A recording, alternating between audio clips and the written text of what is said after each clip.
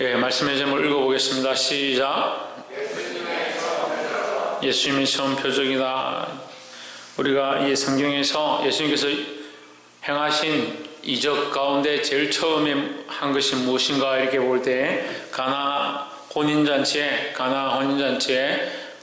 물을 포도주로 만든 이 사건을 예수님이 하신 첫 이적이라고 보고 있습니다. 오늘 우리가 이 말씀을 통해서 주께서 하시는 일들을 통해서 우리 안에 거룩한 도전들이 있기를 소망합니다. 본문의 말씀에 사흘 되던 날에 갈릴리 가나에 혼인이 있어 예수의 어머니도 거기 계시고 했습니다. 이 사흘째 되던 날이 언제부터 사흘째인지 알 수 없으나 어쨌거나 가나에 무슨 일이 있었느냐? 혼례가 있었다. 혼인잔치에 누가 있었느냐? 예수님의 어머니가 있었다. 예수님의 어머니가 있었다는 것은 결국 예수님으로 어머니로 말미암아 예수님이 그곳에 갈 수밖에 없었다라는 것을 이제 암시하고 있습니다. 그래서 2절에 보면 예수와 그 제자들도 혼인의 청함을 받았더니 했습니다. 그러니까 예수님의 어머니가 그 혼인잔치에 있었기 때문에 예수님이 거기에 있을 수밖에 없었다.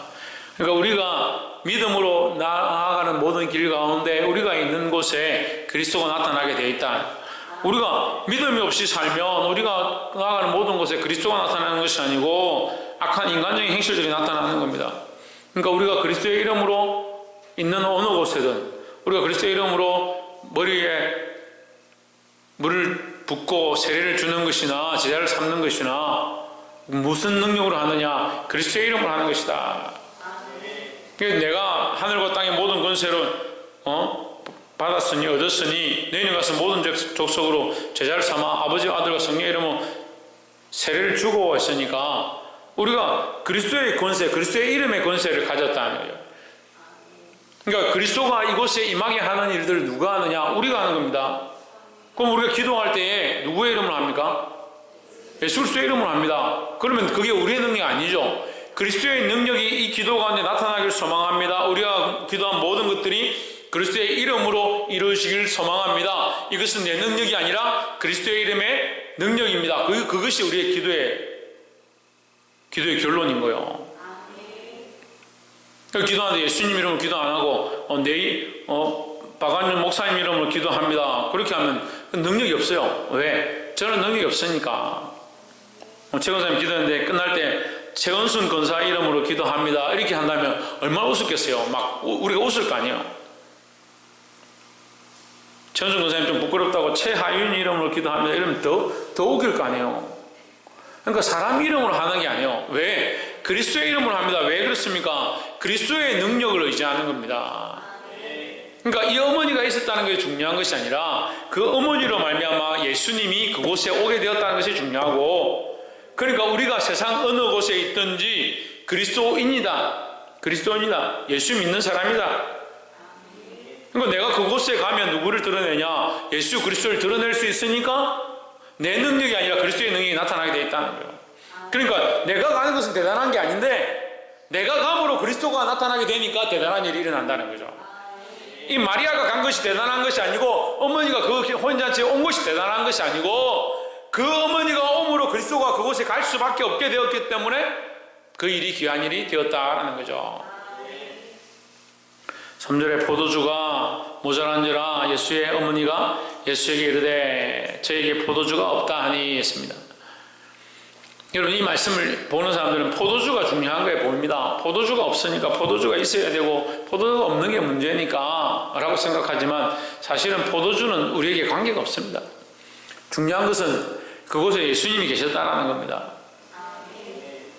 4절에 예수께서 이르시되 여자여 나와 무슨 상관이 있나이까? 내 때가 아직 이르지 아니하였나이다 했습니다. 저는 이제 그 중학교 영어를 배울 때 굉장히 놀랐던 게 뭐냐면, 우리가 어렸을 때 선생님 하면요, 선생님의 그림자도 밟지 않는다 이래가지고 진짜로 그림자를 안 밟았어요. 학교에서 이렇게 줄을 서서 가잖아요. 그럼 선생님이 앞에 가면 이 그림자가 비치잖아요. 그럼 그거 안 밟으려고 막 조심하면서 막 그렇게 다녔어요. 그만큼 교사들을 굉장히 존경했습니다. 지금은 뭐 교사나 선생님이나 바닥에 내려가 있지만 그만큼 존경했습니다.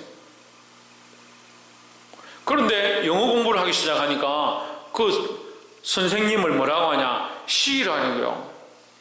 아니, 여자도 시를 하고 선생님도 시를 하고 남자도 시를 하고 선생님도 시를 하는 거야. 아니, 도대체 그럼 선생님을 좀 귀하게 이렇게 안 부르고 지나가는 여자도 시고 그 선생님도 시고, 아니 영어는 왜 이랬냐고.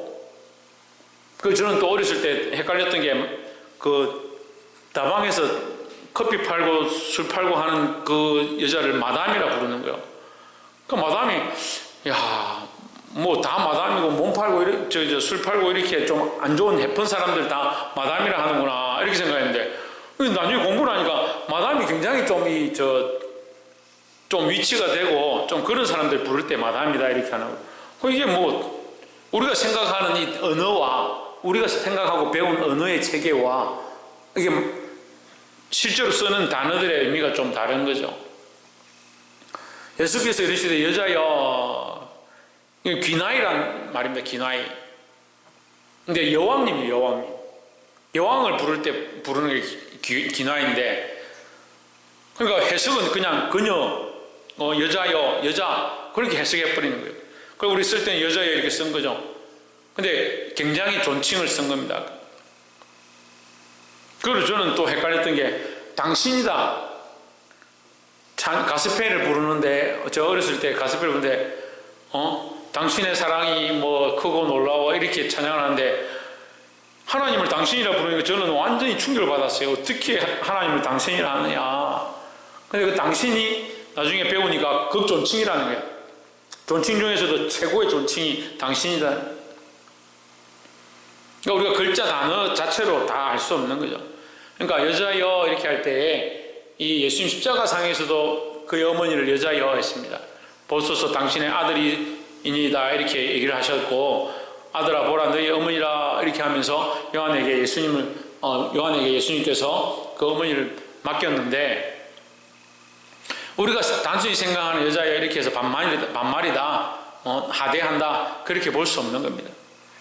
예수께서 이르시되 여자여 나와 무슨 상관이 있나이까, 내 때가 아직 이르지 아니하였나이다. 때가 이르지 않았다. 때가 이르지 않았다는 말은 이 공생애를 얘기합니다. 예수님의 이 공적 사역을 위해서 내가 아직 일할 때가 아닌데 왜 나에게 일을 하라고 하느냐.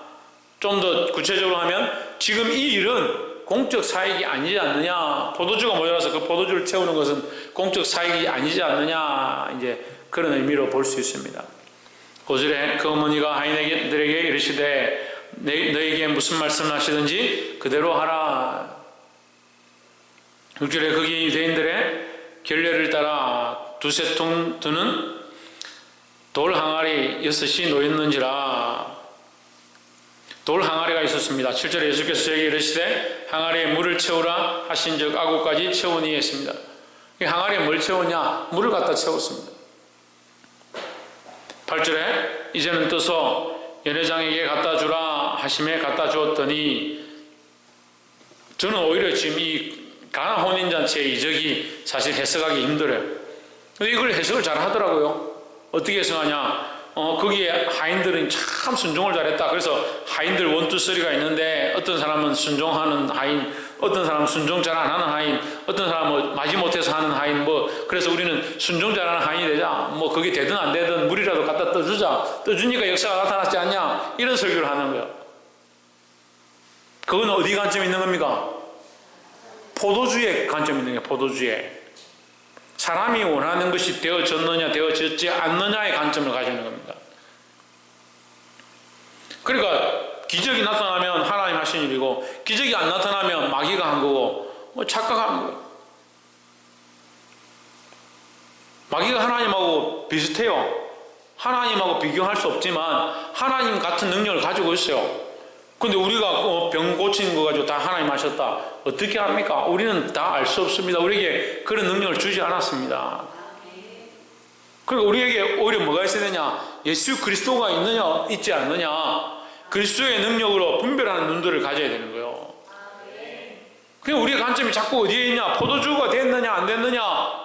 거기에 관점이 있다 보니까 정말 얻어야 될 진리와 구원의 방법과 하나님 나라는 얻지 못하고 다른 것들은 자꾸 얻는 겁니다.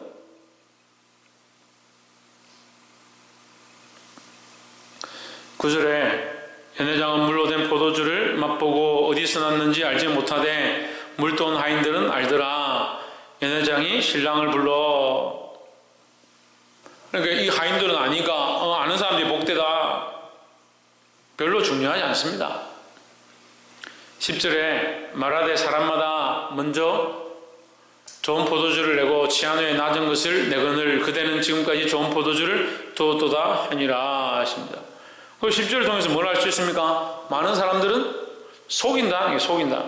속이는 것이 간섭인데 너희는 속이지 않는구나. 그 예수님을 통해서 뭐가 나타났습니까? 속이지 않는 겁니다. 진실함이 드러났습니다. 또 뭐가 나타났습니까? 어머니의 말씀을 순종하는 모양이 나타났습니다. 11절 예수께서 이 처음 표적을 갈릴리 가나에서 행하여 그 영광을 나타내심에 했습니다. 그의 영광을 나타내심에 했습니다. 그는 누구냐? 예수님입니다. 그러니까 예수님의 영광, 예수님의 권능, 예수님의 권위를 드러내셨다. 예수님의 권위를 드러내심으로 제자들이 그를 믿으니라 했습니다. 그럼 우리는 정말 봐야 될 게 뭐냐? 이 표적과 이적과 역사를 통해서 뭘 봐야 되느냐? 예수님은 결국 그 제자들이 믿게 되어지기를 원하셨다. 그러면 교회는 표적과 이적과 기사를 통해서 뭘 하느냐? 사람을 살리고 구원하는 일, 예수 그리스도를 믿게 하는 일에 힘써야 된다는 겁니다. 근데 이걸 바꿉니다. 뭐로 바꾸냐? 매매하고 장사하는 것으로 바꿉니다. 자기 유익을 위한 것으로 바꿉니다. 자기 이름을 드러내는 것으로 바꾸고 교회를 부흥케 하는 목적들로 씁니다. 여러분, 병 고치는 것과 기적과 이적을 이루는 것으로 부흥의 목적들을 가지는 게 아닙니다. 너희는 가서 모든 족속으로 제자를 삼아 아버지와 아들과 성령의 이름으로 세례를 주고 할 때에 그것은 부흥을 얘기하는 게 아니에요. 한국 교회가 자꾸 부흥을 외치는데 부흥은 그런 부흥이 우선이 아닙니다. 그럴 것 같으면 예수 그리스도가 이 땅에 오실 때에 수천 수만 명의 존재로 오셔야죠. 한 분으로 오셨습니다. 한 분으로. 그럴 것 같으면 큰 교회 안에 오셔야 되죠. 마국간에 오셨습니다. 그럴 것 같으면 수만 명이 모여서 그 광장에 나타나셔야 되죠. 몇 명의 목자와 동방박사 몇 명과 짐승들 사이에서 나셨습니다. 왜 우리의 가치관들은 계속 많은 것과 부유한 것과 배부른 것에 집중하고 있습니까? 예수님의 가나 혼인잔치의 이 처음 표적은 그 제자들을 하나님의 영광 가운데 믿게 하도록 하는 것의 목적이 있었습니다. 이것이 그러한 것들로 시작되지 않았다 하더라도 그 어머니가 그를 요청했고 쓰게 하였다 하더라도 결국 제자들에게 그 영광을 나타내셔서 그를 믿게 하는데 이것을 이루었습니다. 우리가 주님 앞에 부름을 받아서 어떠한 모양으로 이곳에 있든지 우리는 뭘 할 거냐? 많은 사람을 믿게 하는데 우리의 삶을 쓸 거냐? 옆에서 한번 보십시오. 하루하루가 기적입니다. 하루하루가 기적이고 지금 내가 존재하는 것이 표적이고 내가 생각할 수 있고 살아가고 있는 것 자체가 하나님의 은혜일진데 뭘 위해 삽니까? 그럼 하루하루가 여러분 기적인데 뭘 하면서 삽니까? 뭘 위해 삽니까? 저 요즘 뭘 하고 산다고?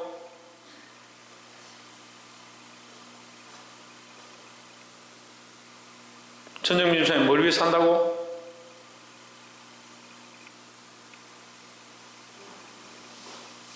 박 이사 뭘 위해 산다고? 하루하루가 기적일진데 서로 말하기는 하루하루가 기적입니다. 하루하루 살아있는 것이 하나님의 은혜입니다. 그럼 뭘 하며 사냐고요. 그 하나님의 은혜인 줄 알고 하루하루가 기적인 줄 아는데 그 하루하루 기적인 걸 가지고 뭘 위해 사냐고요. 아니, 거짓말 하지 말고. 여러분 하루하루 하나님 영광을 위해 사세요. 예? 정혜정, 하루하루 하나님 영광을 위해 사세요. 하루하루 한 시간 한 시간이 하나님의 기적인 줄 알고, 한순간 한순간이 하나님께서 주신 줄 알고 하나님 영광을 위해 사세요? 그렇게 하려고 노력 중입니까? 예. 홍진우, 그래요. 하나님 영광을 위해서 하루하루 한 시간 한 시간이 기적인 줄 알고 하나님 영광을 위해 살아요.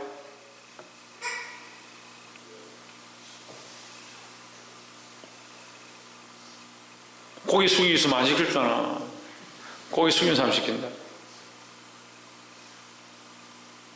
하루하루가 한 시간 한 시간이 기적의 연속인 줄 우리가 아는데, 가나 혼인잔치의 첫 기적을 통해서 예수님의 목적은 뭐냐? 그의 제자들, 그 혼인잔치에 참여한 자들이 하나님의 영광을 보고 믿도록 하는 데 목적이 있었다. 그럼 우리는 우리의 삶에 하루하루가 한 시간 한 시간이 기적의 연속인 줄 안다면 그 귀한 시간으로 뭘 할 거냐는. 근데 그 귀한 시간 가지고 뭐 합니까? 먹고 마시고 즐기고. 목사님, 그게 현실인데 어쩌라고요? 그 좀 먹고 마시고 놀아야죠. 그럼 굶어 죽습니까? 목적이 뭐냐는 거죠. 하나님 영광 위해서 할 수만 있으면 많은 사람들이 믿을 수 있도록 그 목적과 그 이유를 가지고 우리가 살아가야 됩니다. 말씀을 맺겠습니다. 오늘 예수님께서 이 가나 혼인잔치를 통해서 많은 사람들에게 좋은 것들을 공급하셨습니다. 하지만 예수님은 그들에게 좋은 것을 공급하는 것이 목적이 아니라 그들이 하나님의 영광을 보고 믿도록 하는 데 목적이 있었습니다. 우리 또한 우리 삶에 한순간 한순간 기적과 이적과 역사를 바라보는 것으로 끝나는 것이 아니라 실제로 우리의 살아가는 이 삶 자체가 기적인 줄 알고 감사할 줄 알고 이 삶을 통해서 많은 사람들을 믿음의 길로, 구원의 길로 이끌 수 있는 그런 역할을 하시기를 주의 이름으로 축복합니다.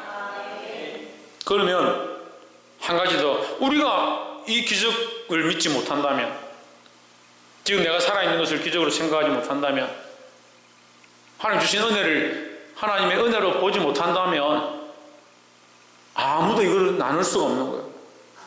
하나님의 은혜를 나누지 못하고 하나님의 구원을 경험하지 못하는데 뭘 나누겠냐는 거예요. 내가 하나님을 인정하고 하나님 하시는 일들을 인정하고 내 안에 일어나는 수많은 일들을 이적과 기적으로 보고 날마다 감사함과 감격으로 나아가고 그것들을 나누어서 다른 사람들 또한 믿을 수 있도록 그런 역할을 하는 저와 여러분 되시기를 주의 이름으로 축복합니다. 기도하겠습니다. 거룩하신 하나님,